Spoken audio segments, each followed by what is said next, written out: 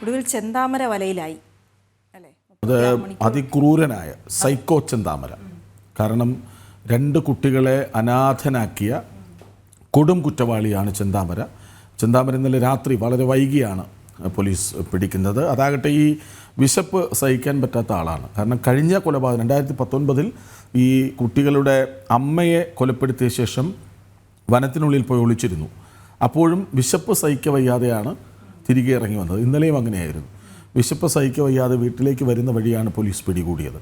പക്ഷേ 36 മണിക്കൂർ ഇതിന് പിന്നിൽ നാട്ടുകാരും പോലീസും പ്രയത്നിച്ചു എന്ന കാര്യം നമ്മൾ എടുത്തു പറഞ്ഞു. ഡ്രോണിന്റെ കണ്ണുകളെ പോലും വെട്ടിച്ചാണ് ജലാശയങ്ങളിൽ പോലും പോലീസ് പരതി. കാരണം വിഷക്കുപ്പി വീട്ടിൽ നിന്ന് കണ്ടെത്തിയിരുന്നു. പക്ഷേ ഒരു കൊടും കുറ്റവാളി എന്ന നിലയിൽ ഈ അന്വേഷണത്തെ വഴിതിരിച്ചു വിടാനുള്ളൊരു ശ്രമമായിരുന്നു ഇയാൾ നടത്തിയെന്ന കാര്യത്തിൽ സംശയം വേണ്ട. ഏതായാലും ചെന്താമരയുടെ ഈ നെന്മാറ ഇരട്ടക്കൊലപാതക കേസിലെ പ്രതി ചെന്താമരയുടെ അറസ്റ്റ് രേഖപ്പെടുത്തിയിട്ടുണ്ട്. പ്രതി ആലത്തൂർ ഡിവൈഎസ്പി ഓഫീസിലേക്ക് മാറ്റി.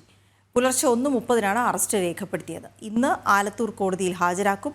ഒളിവിൽ കഴിയവേ താൻ കാട്ടാനയ്ക്ക് മുന്നിൽ പെട്ടുവെന്നും പ്രതി ചെന്താമര പറഞ്ഞു. മലയ്ക്ക് മുകളിൽ പോലീസ് ഡ്രോൺ പരിശോധന നടത്തിയത് കണ്ടു എന്നും ചെന്താമര മൊഴി നൽകി. അതേസമയം പ്രതി ചെന്താമരയെ തൂക്കിക്കൊല്ലണമെന്ന് സുധാകരന്റെ മക്കൾ ആവശ്യപ്പെട്ടു.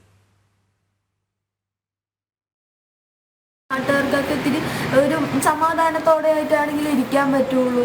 നല്ല പോലെ ഭയമുണ്ടായിരുന്നു. എല്ലാവരും ഇവിടെ വരുന്നതുകൊണ്ട് ഇനി അയാൾ ഇങ്ങോട്ട് വരുമോ എല്ലാം നല്ല പോലെ പേടിയുണ്ടായിരുന്നു. ഇനി അയാൾ കൊല്ലണ വരെ ഒരു സമാധാനം.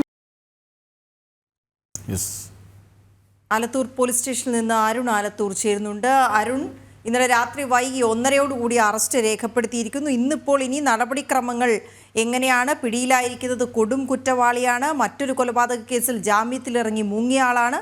അപ്പോൾ നടപടിക്രമങ്ങൾ എങ്ങനെയായിരിക്കും?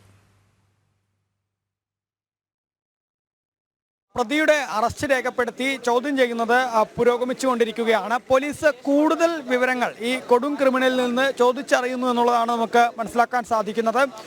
അതിനുശേഷം ആലത്തൂർ കോടതിയിലായിരിക്കും പ്രതിയെ ഹാജരാക്കുക. പ്രതിയെ ഹാജരാക്കി കഴിഞ്ഞാൽ ഇന്ന് കസ്റ്റഡി അപേക്ഷയോ മറ്റോ ഒന്നും നൽകില്ല എന്നുള്ളതാണ് മനസ്സിലാക്കാൻ സാധിക്കുന്നത്. കാരണം ജനങ്ങൾ വലിയ രോഷാകുലരാണ്. ഇന്നലെ ഈ ചെന്താമരയെ പിടികൂടി നെന്മാറ സ്റ്റേഷനിലേക്ക് എത്തിച്ചപ്പോൾ തന്നെ ആളുകൾ വലിയ രീതിയിൽ രോഷാകുലരായിരുന്നു. അതുകൊണ്ട് തന്നെ തെളിവെടുപ്പ് ഉൾപ്പെടെയൊക്കെ ഉടൻ തന്നെ നടത്തുകയാണെങ്കിൽ അത് വലിയ ബുദ്ധിമുട്ട് സൃഷ്ടിക്കുമെന്ന് പോലീസ് കണക്കുകൂട്ടുന്നുണ്ട്. അതുകൊണ്ട് തന്നെ 5 ദിവസത്തിന് ശേഷം മാത്രമായിരിക്കും പ്രതിയെ കസ്റ്റഡിയിൽ വാങ്ങുന്ന നടപടികളിലേക്ക് കടക്കുക എന്നുള്ളതാണ് നമുക്ക് മനസ്സിലാക്കാൻ സാധിക്കുന്നത്. ഏതായാലും ഇന്നലെ കൃത്യം ഒരു 10:45 ഈ പ്രതി പോലീസിന്റെ പിടിയിലാവുന്നത്.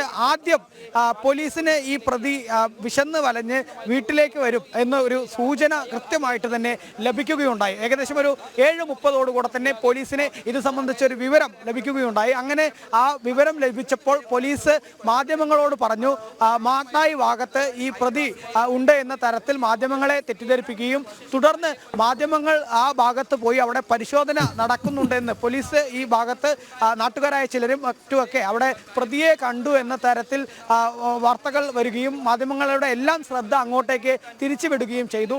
ഈ സമയത്താണ് അതിവിദഗ്ധമായി ഈ പ്രതി ഭക്ഷണം കഴിക്കാനായി തൻ്റെ വീട്ടിലേക്ക് വിശന്ന് വലഞ്ഞ് മലയിൽ കയറിയിരുന്ന ആ പ്രതി വിശന്ന് വലഞ്ഞ് തൻ്റെ വീടിൻ്റെ ഭാഗത്തേക്ക് വന്നത്. അങ്ങനെ വീടിൻ്റെ ഭാഗത്തേക്ക് വന്ന സമയത്താണ് പോലീസ് പ്രതിയെ പിടികൂടുന്നത്. തുടർന്ന് മാധ്യമങ്ങളുടെയൊക്കെ കണ്ണുവെട്ടിച്ചുകൊണ്ട് സ്റ്റേഷനിലേക്ക് എത്തിക്കാനുള്ള ഒരു ശ്രമമായിരുന്നു പോലീസിൻ്റെ ഭാഗത്തു നിന്ന് ഉണ്ടായിരുന്നത്. പക്ഷേ കൃത്യം ഒരു 10:45 തന്നെ മാധ്യമങ്ങൾക്ക് കൃത്യമായി ഈ പ്രതി പോലീസിൻ്റെ പിടിയിലായിട്ടുണ്ട് എന്നുള്ള വിവരം ലഭിക്കുകയായിരുന്നു.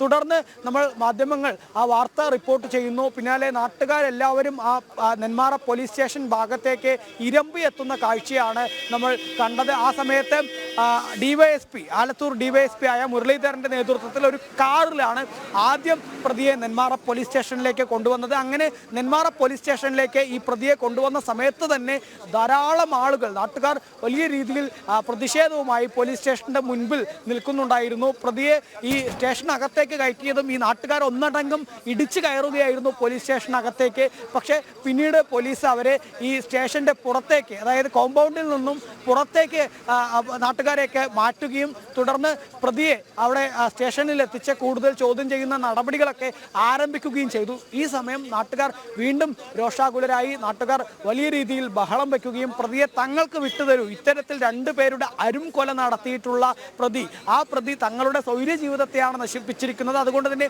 ആ പ്രതിയെ തങ്ങൾക്ക് വിട്ടുതരൂ എന്ന് പറഞ്ഞുകൊണ്ടായിരുന്നു നാട്ടുകാർ വലിയ രീതിയിൽ രോഷാകുലരായത്. അങ്ങനെ ആ രോഷാകുലരായ നാട്ടുകാർ പോലീസ് സ്റ്റേഷന്റെ ഗേറ്റിനെ ഇടിച്ച് തകർക്കാൻ ശ്രമിക്കുകയും പിന്നീട് ആ ഒരു വലതുവശത്തെ ഗേറ്റ് തകരുകയും അതിനിടയ്ക്ക് ഇടതുവശത്തുണ്ടായിരുന്ന ഈ ഗേറ്റിന്റെ മതിൽക്കാല് തകരുകയും ഒക്കെ ചെയ്തു. ഇതോടുകൂടെ പോലീസ് ഈ തടിച്ചുകൂടിയിട്ടുള്ള നാട്ടുകാർക്ക് നേരെ ലാത്തി വീശുകയും പെപ്പർ സ്പ്രേ ഉപയോഗിക്കുകയും ഒക്കെ ചെയ്തു. പിന്നീട് ജനപ്രതിനിധികൾ ഉൾപ്പെടെ എത്തിയാണ് നാട്ടുകാരെ നിയന്ത്രിക്കുന്ന സാഹചര്യം ഉണ്ടായത് എന്നുള്ളതാണ്. അതേസമയം തന്നെ പോലീസിന് അത് വലിയ പണിപ്പെടുകയായിരുന്നു ഈ നാട്ടുകാരെയൊക്കെ നിയന്ത്രിക്കുന്നതിന്. അതിനുശേഷം ജനപ്രതിനിധികളൊക്കെ എത്തിയതോടുകൂടെ തന്നെ നാട്ടുകാർ ഏറെക്കുറെ ശാന്തരായി. ഈ സമയത്ത് പോലീസ് പിന്നീട് കൂടുതൽ ചോദ്യം ചെയ്യുന്ന നടപടികളിലേക്ക് കടന്നു. തുടർന്ന് 1:30 അതായത് പുലർച്ചെ 1:30 പ്രതിയുടെ അറസ്റ്റ് രേഖപ്പെടുത്തുന്നത്. അങ്ങനെ അറസ്റ്റ് രേഖപ്പെടുത്തിയതിന് ശേഷം അതിനാടകീയമായിട്ടാണ് നെന്മാറയിൽ നിന്നും പ്രതിയെ ആലത്തൂരിലെ ഈ ഡിവൈഎസ്പിയുടെ ഓഫീസിലേക്ക് കൊണ്ടുവരുന്നത് എന്നുള്ളതും ശ്രദ്ധേയമാണ്. കാരണം മാധ്യമങ്ങൾ ഈ പ്രതിയെ 1:30-2 മണിയോടുകൂടെയാണ് നെന്മാറയിൽ നിന്നും ഈ ആലത്തൂർ ഡിവൈഎസ്പിയുടെ കാര്യാലയത്തിലേക്ക് കൊണ്ടുവരുന്നത്. ആ സമയത്ത് മാധ്യമങ്ങൾ ഇത് കവർ ചെയ്യുന്നതിന് വേണ്ടി ഫോളോ ചെയ്തപ്പോൾ പോലും ആ മാധ്യമങ്ങളുടെ വാഹനങ്ങളെ പോലും അപകടകരമായ രീതിയിൽ ഇടിക്കാവുന്ന തരത്തിൽ ഈ പോലീസിന്റെ ബസ്സും മറ്റ് വാഹനങ്ങളും ഒക്കെ ഏകദേശം ഒരു 5ഓളം വാഹനങ്ങളാണ് പോലീസ് ഈ പ്രതിയെ കൊണ്ടുപോകുന്നു എന്ന് പറഞ്ഞ് സ്റ്റേഷന് പുറത്തേക്ക് കടത്തിവിട്ടത്. തുടർന്ന് ഈ 5 വാഹനങ്ങൾ 5 ദിശയിലേക്ക് പോയി അതിൽ മാധ്യമങ്ങളെ വഴിതിരിച്ചു വിടുക എന്നുള്ളതായിരുന്നു പോലീസ് ആ സമയത്ത് ശ്രമിച്ചത്. എങ്കിലും പിന്നീട് മാധ്യമങ്ങൾക്ക് കൃത്യമായ വിവരം ലഭിക്കുകയായിരുന്നു ആ പ്രതിയെ ഈ ആലത്തൂരിലെ ഡിവൈഎസ്പിയുടെ കാര്യാലയത്തിലേക്ക് എത്തിച്ചിട്ടുണ്ട് എന്നുള്ളത്. ഏതായാലും ഇപ്പോൾ പ്രതി ആലത്തൂരിലെ ഡിവൈഎസ്പിയുടെ കാര്യാലയത്തിലാണ് ഉള്ളത്. പ്രതി പോലീസിനോട് പറഞ്ഞിരിക്കുന്ന കാര്യങ്ങൾ ഇത്തരത്തിലാണ്. അതായത് താൻ ഒരു വടിയുടെ അറ്റത്ത് ഒരു കൊടുവാൾ കെട്ടിക്കൊണ്ട് കൃഷിയിടത്തിലേക്ക് പോവുകയായിരുന്നു. അങ്ങനെ കൃഷിയിടത്തിലേക്ക് പോകുന്ന സമയത്ത് മുന്നിൽ സ്കൂട്ടറിൽ വരികയായിരുന്നു സുധാകരൻ തന്നെ സ്കൂട്ടർ കൊണ്ട് ഇടിക്കാൻ ശ്രമിച്ചു. ആ സമയത്ത് തൻ്റെ പ്രാണരക്ഷാർത്ഥമാണ് സുധാകരനെ വെട്ടിയത് എന്നുള്ളതാണ്. തുടർന്ന് സുധാകരൻ്റെ അമ്മ ലക്ഷ്മിയും തനിക്ക് നേരെ അസഭ്യം പറഞ്ഞുകൊണ്ട് വന്നു. അപ്പോഴാണ് ആദ്യം സുധാകരൻ്റെ ഹെൽമെറ്റിലേക്ക് വെട്ടുകയും അതുപോലെ തന്നെ ആ സുധാകരൻ്റെ അമ്മ ലക്ഷ്മി അവിടേക്ക് എത്തിയപ്പോൾ അവരെയും വെട്ടി എന്ന തരത്തിലാണ് പ്രതി പോലീസിനോട് പറഞ്ഞിരിക്കുന്നത്. മാത്രമല്ല ഈ സംഭവത്തിന് ശേഷം പ്രതി കഴിഞ്ഞ തവണ 2019 സജിതയെ കൊലപ്പെടുത്തിയ ശേഷം ചെയ്ത സമാന രീതിയിൽ കൊടുവാളെടുത്ത് വീടിനുള്ളിൽ ഉപേക്ഷിക്കുന്നു. അവിടെ നിന്നും തൊട്ടടുത്ത മലയിലേക്ക് കടന്നു കളയുന്നു. ആ മലയിൽ ഒളിവിൽ കഴിയുന്ന സമയത്ത് നേരത്തെ ഈ 2019 സജിതയെ കൊലപ്പെടുത്തിയതിന് ശേഷവും സമാന രീതിയിൽ അവിടെയുള്ളൊരു മലയിലേക്ക് പ്രതി പോയി മലയുടെ മുകളിൽ നിന്നും കൃത്യമായിട്ട് എന്താണ് താഴെ നടക്കുന്നത് എന്നുള്ളത് ഇയാൾ നിരന്തരം നിരീക്ഷിക്കുന്നുണ്ടായിരുന്നു. ഇത്തവണയും സമാന രീതിയിൽ തന്നെയാണ് താഴെ പോലീസും നാട്ടുകാരും ഒക്കെ തിരച്ചിൽ നടത്തുന്നത് പ്രതി കൃത്യമായി തന്നെ കണ്ടിരുന്നു എന്നുള്ളതാണ് പോലീസിനോട് പറയുന്നത്. മാത്രമല്ല ഡ്രോണിന്റെ പരിശോധന ഉൾപ്പെടെ താൻ കണ്ടു. ഡ്രോൺ കണ്ടപ്പോൾ താൻ മരങ്ങൾക്കിടയിലും മറ്റുമൊക്കെ ഒളിഞ്ഞിരുന്നു എന്നുള്ളതാണ് പ്രതി പോലീസിനോട് പറഞ്ഞിരിക്കുന്നത്. മാത്രമല്ല കാട്ടിലൂടെ പോകുന്ന സമയത്ത് ഒരു ആനയുടെ മുന്നിൽ ഉൾപ്പെടെ കാട്ടാനിയുടെ മുന്നിൽ ഉൾപ്പെടെ താൻ പെട്ടു എന്നും പ്രതി പോലീസിനോട് പറഞ്ഞിട്ടുണ്ട്. ഏതായാലും ആ പോലീസിനോട് പറഞ്ഞിരിക്കുന്ന കാര്യങ്ങൾ ഈ കൊടുവാൾ ഉൾപ്പെടെ കൊലപാതകത്തിന് ഉപയോഗിച്ചിരിക്കുന്ന കൊടുവാൾ വാങ്ങിയിട്ടുള്ളത് എലവഞ്ചേരിയിൽ നിന്നാണെന്ന് ഉൾപ്പെടെ പ്രതി പോലീസിനോട് പറഞ്ഞിട്ടുണ്ട്. ഇത്തരം കാര്യങ്ങളൊക്കെ പോലീസിനോട് വിശദമായി പറഞ്ഞിട്ടുണ്ടെങ്കിൽ പോലും പ്രതിയുടെ ഈ മോട്ടീവ് സംബന്ധിച്ചൊക്കെ കൂടുതൽ കാര്യങ്ങൾ ഇനിയും വ്യക്തമാവേണ്ടതുണ്ട്. അതായത് കഴിഞ്ഞ 2019 ആ കൊലപാതകത്തിലേക്ക് വഴിവെച്ചത് തൻ്റെ കുടുംബ ബന്ധം തകർത്തത് സജിതയാണ് എന്നുള്ള ചിന്തയായിരുന്നു. ആ സജിത അതായത് ഒരു ജോത്സ്യൻ പറയുന്നു നീളൻ മുടിയുള്ള ഒരു സ്ത്രീയാണ് ഈ ചെന്താമരയുടെ കുടുംബ ബന്ധം തകരുന്നതിന് കാരണമെന്നൊരു ജോത്സ്യൻ പറയുന്നു. ആ അന്ധവിശ്വാസത്തിലൂടെയാണ് ഇയാൾ ഇത്തരമൊരു അരുംകൊല സജിതയെ കൊലപ്പെടുത്തി സജിതയുടെ മുടി പോലും മുറിച്ചെടുക്കുന്ന സാഹചര്യമായിരുന്നു കഴിഞ്ഞ തവണ ഉണ്ടായത്. ഇത്തവണ ഈ പ്രതി പറയുന്നത് തൻ്റെ ലിസ്റ്റിൽ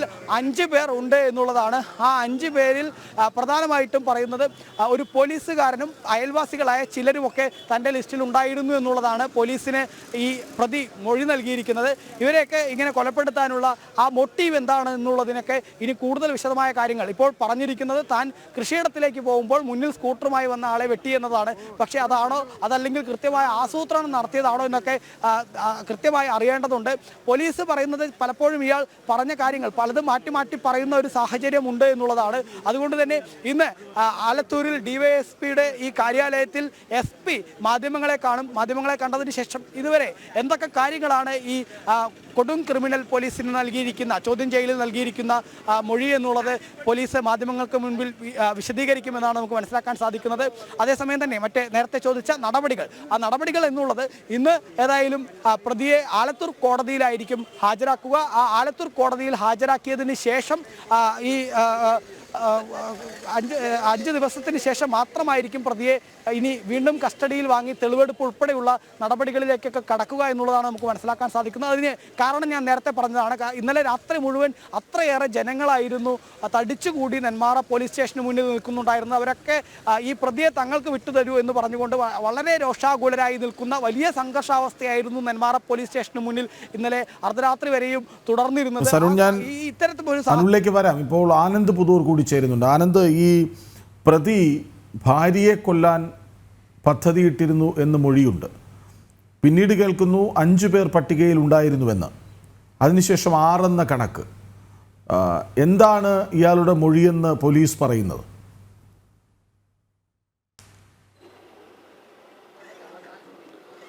കൃഷ്ണരാജ്, എന്തായാലും കഴിഞ്ഞ ദിവസം, അതായത് ഇന്നലെ രാത്രിയോട് കൂടി തന്നെ ഇയാളുടെ മൊഴി രേഖപ്പെടുത്തിയിട്ടുണ്ട്. ഇയാളുടെ ലിസ്റ്റിൽ 5 പേരുണ്ടായിരുന്നു എന്നാണ് പറയുന്നത്. ഈ സുധാകരനെയും അവരുടെ മരിച്ച അമ്മയും കൂടാതെ, കൊല്ലപ്പെട്ട അമ്മയും കൂടാതെ 3 പേർ കൂടി, അതായത് ഒരു പോലീസ് ഉദ്യോഗസ്ഥൻ, ഒരു അയൽവാസി, അതുപോലെ തന്നെ മറ്റൊരു സ്ത്രീയും ഇയാളുടെ ലിസ്റ്റിലുണ്ടായിരുന്നു, എൻ്റെ ഭാര്യയും ലിസ്റ്റിലുണ്ടായിരുന്നു എന്നാണ് പറയുന്നത്. എന്തായാലും വളരെ മാനസികമായിട്ടുള്ള രീതിയിൽ, അതിന് ആ തരത്തിലുള്ള സൈക്കോപാത്ത് എന്ന് അക്ഷരാർത്ഥത്തിൽ വിളിക്കാവുന്ന തരത്തിലുള്ള ഒരു ചേഷ്ടകളും അതേ രീതിയിലുള്ള ഒരു വഴികൾ തന്നെയാണ് ഇയാൾ കാലങ്ങളായി തുടർന്നുകൊണ്ടുവരുന്നത്. ഇതിൽ ഏറ്റവും പ്രധാനപ്പെട്ട ഒരു കാര്യം ഇയാളുടെ ഒരു മാനസികാവസ്ഥ തന്നെയാണ്. അതായത് ഒരേ പാറ്റേണിൽ തന്നെ കൊലപാതകം നടത്തുന്നു, അതേ പാറ്റേണിൽ തന്നെ അയാൾ പിടിക്കപ്പെടുന്നു.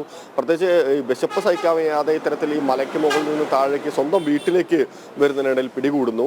ആനയുടെ മുമ്പിൽ പെട്ടു എന്ന് പറയുന്നു. വിഷം കഴിച്ചു, പക്ഷെ താൻ വിഷം കഴിച്ചിട്ടും താൻ മരിച്ചില്ല എന്ന് പറയുന്നു. അപ്പോൾ ആ തലത്തിലേക്കുള്ള ഒരു സൈക്കോപാത്താണ് അക്ഷരാർത്ഥത്തിൽ എന്ന് പറയുന്നു. പക്ഷെ പോലീസ് നിഷ്ക്രിയത്വം തുടക്കം മുതൽ തന്നെ ഈ കേസിൽ കാണിച്ചിട്ടുണ്ട്, നമുക്ക് എടുത്തു പറയാം. കാരണം ഇന്നലെ കണ്ട അതിസാഹസികമായിട്ടുള്ള രീതിയിൽ ഇയാളെ പിടികൂടുന്നതിന് എത്രയോ മുൻപ് തന്നെ വളരെ നിയമപരമായിട്ട് ലളിതമായിക്കൊണ്ട് തന്നെ ഇയാളുടെ ജാമ്യം റദ്ദ് ചെയ്തുകൊണ്ട് ഇയാളെ കോടതി അടക്കപ്പെട്ടുവെങ്കിൽ പക്ഷേ ഒരു 2 മരണങ്ങൾ സംഭവിക്കില്ലായിരുന്നു. അത് തന്നെയാണ് ഈ നാട്ടുകാരുടെ പ്രധാനപ്പെട്ട രോഷത്തിന്റെ ഏറ്റവും അടിസ്ഥാനപരമായിട്ടുള്ള ഒരു കാരണം എന്ന് പറയുന്നത്. കാരണം ഇയാൾ ആദ്യം കൊലപാതകം നടത്തിക്കൊണ്ട് ഇയാളെ ഇത്തരത്തിൽ നെന്മാറ പഞ്ചായത്തിലേക്ക് പ്രവേശനം അനുമതി കോടതി നിഷേധിച്ചിരുന്നതാണ്.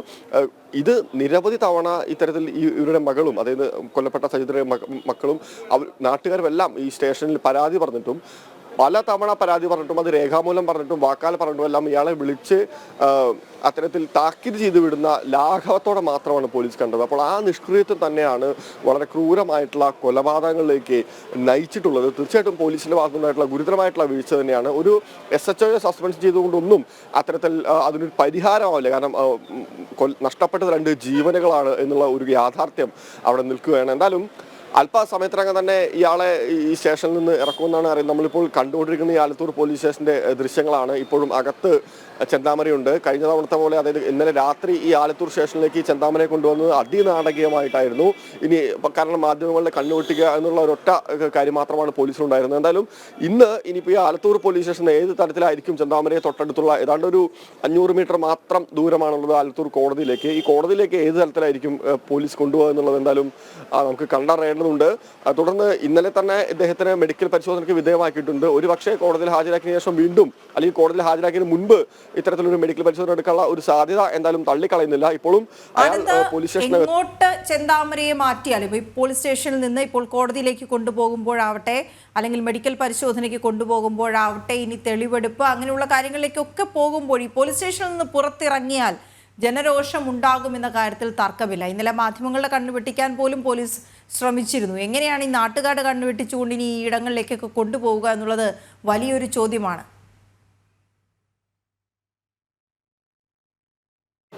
തീർച്ചയായിട്ടും അത് തന്നെയാണ് ഏറ്റവും പ്രധാനപ്പെട്ട കാര്യം. പോലീസിനെ സംബന്ധിച്ചിടത്തോളം കഴിഞ്ഞ ദിവസം പോലീസ് സ്റ്റേഷന് മുന്നിലുണ്ടായിട്ടുള്ള ആ ഒരു ജനരോഷം, അവർക്ക് ആ താൽക്കാലികമായിട്ട് മാത്രമാണ് അത്തരത്തിൽ ആ രോഷം അടക്കാൻ വേണ്ടി സാധിച്ചത്. പ്രത്യേകിച്ച് ഈ പോലീസിന് പെപ്പർ സ്പ്രേ ഉപയോഗിക്കേണ്ട ഒരു ഘട്ടത്തിലേക്ക് പോലും എത്തുന്നത്. അതായത് ലാത്തി ചാർജിൽ പോലും ജനങ്ങൾ അടങ്ങാത്ത തുടർന്ന് പെപ്പർ സ്പ്രേ, പോലീസ് ആ പെപ്പർ സ്പ്രേ അത്തരത്തിൽ ഉപയോഗിക്കുന്നത് വളരെ യുണീക്കായി, അല്ലെങ്കിൽ അത്തരത്തിൽ സന്ദർഭങ്ങളിൽ മാത്രമാണ് പെപ്പർ സ്പ്രേ ഉപയോഗിക്കുന്നത്. ആ ഒരു തലത്തിലേക്ക് പോലീസിന് ഇന്നലെ ഇടപെടേണ്ടി വരുന്നു.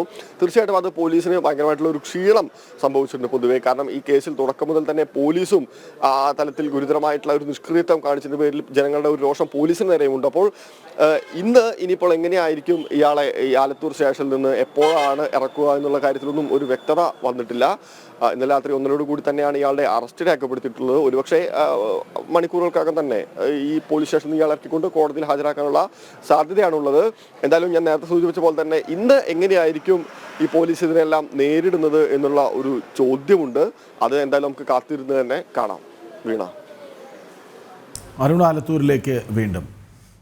അരുൺ, വിശപ്പാണ് ഒരു പ്രധാന വിഷയമായി മാറിയത്. ഒരുപക്ഷെ വലയിലാക്കിയതും വിശപ്പ് തന്നെയാണ്. ഈ സമാനമായ രീതി പിന്തുടരുന്ന ഒരു കുറ്റവാളിയായത് ഒരുപക്ഷെ ചെന്താമരയ്ക്ക് ഈ പോലീസിൻ്റെ കയ്യിലേക്ക് എത്തിച്ചേരാൻ കാരണമായിട്ടുണ്ട്. ഇയാൾ ഒരു ഭാവഭേദവുമില്ലാതെ ഭക്ഷണം കഴിക്കുന്നതിലും അയാളുടെ മുഖഭാവത്തിലുമൊക്കെ ഒരു ഭാവഭേദവുമില്ലല്ലോ. ഈ പോലീസ് മാനസിക വിഭ്രാന്തിയുള്ള ആളെന്നൊക്കെ പറഞ്ഞിനി ഇയാളെ മാറ്റി നിർത്തുമോ? അതോ ഒരു സൈക്കോ ആണ് എന്നുറപ്പിക്കുന്ന കാര്യങ്ങളൊക്കെ സംഭവിച്ചത് പ്രതിക്ക് കനത്ത തിരിച്ചടിയാകില്ലേ? തീർച്ചയായിട്ടും പോലീസ് പറയുന്നത് ഇയാളുടെ ചെയ്തികളിലൊക്കെ കൃത്യമായിട്ടൊരു പാറ്റേൺ ഉണ്ട് എന്നുള്ളതാണ്. അതായത് 2019 നടത്തിയ കൊലപാതകം നമ്മൾ പരിശോധിക്കുമ്പോൾ 2019 കൊലപാതകം നടത്തുന്നു. അതിനുശേഷം ആ കൊലപാതകത്തിന് ഉപയോഗിച്ച കൊടുവാള് വീട്ടിൽ ഉപേക്ഷിക്കുന്നു. വീട്ടിൽ ഉപേക്ഷിച്ചതിന് ശേഷം അയാൾ അവിടുത്തെ തൊട്ടപ്പുറത്തുള്ള മലയിലേക്ക് കടക്കുന്നു. ആ മലയിലേക്ക് കടന്ന് 2 ദിവസം മലയിൽ കഴിച്ചു കൂട്ടുന്നു. അവിടെ നിന്നും വിശക്കുമ്പോഴാണ് താഴേക്ക് ഇറങ്ങി വരികയും പിന്നീട് പോലീസ് പിടിയിലാവുകയും ചെയ്തത്. സമാന രീതിയിലുള്ള ഒരു പാറ്റേൺ തന്നെയാണ് ഈ കൊലപാതകങ്ങളിലും നടത്തിയിരിക്കുന്നത് എന്നുള്ളതാണ്. അതുതന്നെയാണ് പോലീസിനെ സംബന്ധിച്ചിടത്തോളം ഈ പ്രതി മലയിൽ ഉണ്ട് എന്നുൾപ്പെടെ കൃത്യമായി തിരിച്ചറിയാനും ഈ പോലീസ് ഈ പ്രതിയെ പിടികൂടുന്നതിലേക്കും കാര്യങ്ങൾ എത്തിയത് എന്നുള്ളതാണ് മനസ്സിലാക്കാൻ സാധിക്കുന്നത്. ഏതായാലും നാട്ടുകാർ പോലീസിന്റെ വീഴ്ചയെയും വലിയ രീതിയിൽ വിമർശിക്കുന്നുണ്ട് എന്നുള്ളതാണ്. കാരണം ഇങ്ങനെ 2 കൊലപാതകം നടന്നിട്ടുണ്ടെങ്കിൽ അതിന് കാരണം പോലീസിന്റെ വീഴ്ച കൂടെയാണ്. ഈ കൃത്യമായിട്ട് കോടതിയുടെ ജാമ്യ വ്യവസ്ഥയിൽ പറഞ്ഞിരുന്നു നെന്മാറ പഞ്ചായത്ത് പരിധിയിലേക്ക് പ്രതി കടക്കരുത് എന്ന് പറഞ്ഞിരുന്നു. അങ്ങനെ നെന്മാറ പഞ്ചായത്ത് പരിധിയിലേക്ക് കടക്കരുത് എന്ന് പറഞ്ഞ പ്രതിയാണ് ആ പഞ്ചായത്ത് പരിധിയിലേക്ക് തന്നെ കൃത്യമായി എത്തുകയും കൊലപാതകം നടത്തുകയും ചെയ്തു. ഇപ്പോൾ ഏതായാലും ഈ ആലത്തൂർ പോലീസ് സ്റ്റേഷനിൽ പ്രതിയെ ഇന്നലെ കൃത്യം ഒരു 2 മണിയോടുകൂടെയാണ് എത്തിച്ചത്. പ്രതിയെ ഇനി കൂടുതൽ ചോദ്യം ചെയ്യുന്നതൊക്കെ ഇപ്പോൾ സ്റ്റേഷനിൽ പുരോഗമിച്ചുകൊണ്ടിരിക്കുകയാണ്. ധാരാളം ആളുകളൊക്കെ ഇങ്ങനെ ഇവിടെ തടിച്ചുകൂടി നിൽക്കുന്നുണ്ട്. ഇപ്പോൾ നെന്മാറയിൽ കഴിഞ്ഞ ദിവസം ഇന്നലെ രാത്രിയും അർദ്ധരാത്രിയൊക്കെ നമ്മൾ കണ്ടതാണ് ഒരുപാട് ആളുകളെ. സമാന രീതിയിൽ തന്നെ ആലത്തൂർ പോലീസ് സ്റ്റേഷൻ പരിധിയിലേക്കൊക്കെ ആളുകൾ ഇങ്ങനെ എത്തിക്കൊണ്ടിരിക്കുന്നുണ്ട്. ആളുകൾ നെന്മാറയിൽ നിന്നുള്ള ആളുകൾ കൂടെ ഈ ആലത്തൂർ ഭാഗത്തേക്ക് എത്തുകയാണെങ്കിൽ ഇവിടെയും പോലീസിനെ സംബന്ധിച്ചിടത്തോളം അത് വലിയ ബുദ്ധിമുട്ട് സൃഷ്ടിക്കുമെന്നുള്ളതിൽ യാതൊരു തർക്കവുമില്ല. നമുക്ക് ഇവിടെ വന്നിട്ടുള്ള ഈ നാട്ടുകാരായിട്ടുള്ള ആളുകളോട് ചോദിക്കാം, എന്താണ് ഇവിടെ ഇങ്ങനെ നിൽക്കാൻ കാരണം? എന്താണ്? ഞങ്ങൾ ഇന്നലെ തൊട്ട് ഈ ന്യൂസിൽ TV-യിൽ കണ്ടിട്ട് ഇദ്ദേഹം മലയിൽ കയറി പോലീസുകാർ പിടിക്കാൻ പോയി എന്ന് പറഞ്ഞിട്ട് ഞങ്ങൾ ആകാംക്ഷയോടെ നിലയൊന്നും ഉറങ്ങിയിട്ടില്ല. ഇദ്ദേഹത്തിന് തക്കതായ ചികിത്സ കോടതി നടപടിയെടുത്ത് അദ്ദേഹത്തിന് തൂക്കുമരം കൊടുത്ത് ഈ ജനങ്ങളെയൊക്കെ രക്ഷപ്പെടുത്തണം, മാതൃകാപരമായ ശിക്ഷ അദ്ദേഹത്തിന് കൊടുക്കണമെന്നാണ് നാട്ടുകാരെ ഞങ്ങൾ എല്ലാവരും അഭിപ്രായം. അത് തന്നെയാണ് അഭിപ്രായം. നാളെ പറഞ്ഞത് തന്നെയാണ് അഭിപ്രായം. അവൻ്റെ ജീവിതകാലം വരെ പുറത്തേക്ക് വിടാൻ പറ്റില്ല. കാരണം ഇനിയും സംഭവിക്കാൻ പോവുകയാണ്. ഇനിയിപ്പോൾ ഒരിക്കലും ഒരു കാരണവശാലും ഒരിക്കലും ഇതാക്കാൻ പറ്റില്ല. കാര്യമായിട്ട് അവർക്ക് ശിക്ഷ കൊടുക്കുക. ഇങ്ങനെ ഗൾഫ് നാട്ടിൽ നടക്കുമ്പോൾ എന്തെങ്കിലും ചെയ്യുക, രീതിയിലുള്ള ഒരു തൂക്കുകയറി എന്തെങ്കിലുമൊക്കെ ചെയ്തു കൊടുക്കുക. അതാണ് ഏറ്റവും വലിയ കാര്യം. ഇനി ഇങ്ങനെയുള്ള ആൾക്കാരിനെ ഒരിക്കലും പുറത്ത് വിടാൻ പറ്റില്ല. കാരണം ഭയങ്കര ബുദ്ധിമുട്ടായിട്ട് ഇനി മാറി വരുന്നത്. കാരണം നമ്മൾ ചരിത്രത്തെ ആദ്യമാണ് ജയിലിൽ നിന്ന് വന്ന ആൾ വീണ്ടും 2 ആളെ കൊല്ലുക പറയുമ്പോൾ അത് വലിയൊരു ബുദ്ധിമുട്ടായിട്ട് മാറുകയാണ്. അപ്പോൾ അവിടെ ജനങ്ങൾ മറ്റേ പോലീസ് സ്റ്റേഷനൊക്കെ ഇതാക്കാൻ. പിന്നെ അവിടെ നിന്ന് പറ്റാണ്ടാണ് ഇങ്ങോട്ട് കൊണ്ടുവന്നത്. ഞങ്ങളുടെ ആലത്തൂർ പോലീസ് സ്റ്റേഷൻ ഭയങ്കര സ്ട്രോങ് ആണ്. എന്തുകൊണ്ടും ഭയങ്കര സ്ട്രോങ് ആണ് ഞങ്ങൾ ആലത്തൂർ. കാരണം അത്രയും ഒരു പേര് കേട്ട ഒരു പോലീസ് സ്റ്റേഷൻ ഞങ്ങൾ ആലത്തൂർ പോലീസ് സ്റ്റേഷൻ. അതാണ് ഏതായാലും ഈ പ്രദേശത്തെ ജനങ്ങൾക്ക് പറയാനുള്ളത്. കൃത്യമായ നടപടി പോലീസിന്റെ ഭാഗത്തു നിന്ന് വേണം. ഒപ്പം കോടതിയും ഒരു മാതൃകാപരമായ ശിക്ഷ ഈ പ്രതിക്ക് നൽകണം, തൂക്കുകയർ തന്നെ നൽകണം എന്നൊക്കെയാണ് നാട്ടുകാർ ഇവിടെ പറയുന്നത്. ഒരുപാട് ആളുകൾ ഇങ്ങനെ ഈ പ്രദേശത്തേക്ക് എത്തിക്കൊണ്ടിരിക്കുന്നുണ്ട്. അവരൊക്കെ ഒരേ സ്വരത്തിൽ പറയുന്നത് ഈ വാർത്ത അറിഞ്ഞ് തങ്ങൾ ഇവിടെ വന്നിരിക്കുന്നത് ഈ പ്രതിയെ കൃത്യമായിട്ട് തന്നെ നടപടി വേണം എന്നുള്ളൊരു ആവശ്യവുമായിട്ടാണ് എന്നുള്ളതാണ് പറയുന്നത്. ഏതായാലും പ്രതിയെ ഇപ്പോൾ ചോദ്യം ചെയ്യുന്നത് പുരോഗമിച്ചുകൊണ്ടിരിക്കുകയാണ്. ഇനി ജില്ലാ പോലീസ് മേധാവി ഇനി ചോദ്യം ചെയ്യലിൽ പ്രതി എന്തൊക്കെ കാര്യങ്ങളാണ് കൂടുതലായി പറഞ്ഞിട്ടുള്ളത്, അതായത് ഞാൻ നേരത്തെ പറഞ്ഞ പ്രതിയുടെ മോട്ടീവ് സംബന്ധിച്ച് പ്രതി ആദ്യം പറഞ്ഞതൊരു വടിയുടെ തലപ്പത്തെ കൊടുവാൾ കെട്ടി വയലിലേക്ക് പോകുന്ന വഴിക്ക് സ്കൂട്ടറിൽ സുധാകരൻ ഇടിക്കാനായി വന്നപ്പോൾ ആക്രമിച്ചു എന്ന തരത്തിലാണ് ആദ്യം പറഞ്ഞിരിക്കുന്നത്. കൂടാതെ തന്നെ മലയിലേക്ക് പോയി, മലയിൽ ഒളിവിൽ കഴിഞ്ഞു, ആ ഒളിവിൽ കഴിഞ്ഞ സമയത്ത് ഡ്രോൺ പരിശോധിക്കുന്നതും മറ്റുമൊക്കെ കണ്ടു, ആനയുടെ മുന്നിൽപ്പെട്ടു തുടങ്ങിയ കാര്യങ്ങളൊക്കെ പറഞ്ഞിട്ടുണ്ട്. ഈ കൊടുവാൾ വാങ്ങിയത് എലവഞ്ചേരിയിൽ നിന്നാണെന്ന് ഉൾപ്പെടെയുള്ള കാര്യങ്ങളൊക്കെ പ്രതി പോലീസിനോട് പറഞ്ഞിട്ടുണ്ട്. ഇനി 2019 മുതൽ ഇയാൾ പക കൊണ്ടു നടക്കുകയായിരുന്നു. എന്താണ് ഈ പകയ്ക്ക് കാരണം, ഈ പോലീസുകാരനോട് എന്താണ് പക എന്നുള്ളതൊക്കെ അറിയേണ്ടതുണ്ട്. അത്തരം കാര്യങ്ങളൊക്കെ പോലീസിന്റെ ചോദ്യം ചെയ്യലിൽ പ്രതി പറയുമെന്നാണ് നമുക്ക് മനസ്സിലാക്കാൻ സാധിക്കുന്നത്. SP മാധ്യമങ്ങളെ കാണുമ്പോൾ അത്തരം കാര്യങ്ങളിലൊക്കെ കൂടുതൽ വ്യക്തത നമുക്ക് ലഭിക്കുമെന്നാണ് മനസ്സിലാക്കാൻ സാധിക്കുന്നത്. ഇപ്പോൾ ഏതായാലും ചോദ്യം ചെയ്യൽ പുരോഗമിച്ചുകൊണ്ടിരിക്കുകയാണ് ആലത്തൂർ DYSPയുടെ കാര്യാലയത്തിൽ. ശരി, അരുൺ ആലത്തൂരും മാനത്ത് പുത്തൂറുമാണ് വിവരങ്ങൾ നൽകിയത്.